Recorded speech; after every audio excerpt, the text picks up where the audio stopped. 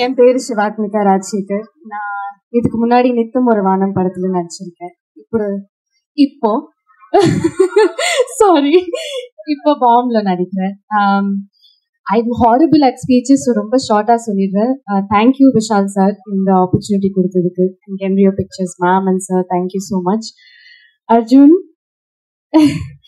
it has been a pleasure working with you. நீங்க officially என்னோட favorite co-actor, so thank you so much for being such a sweetheart.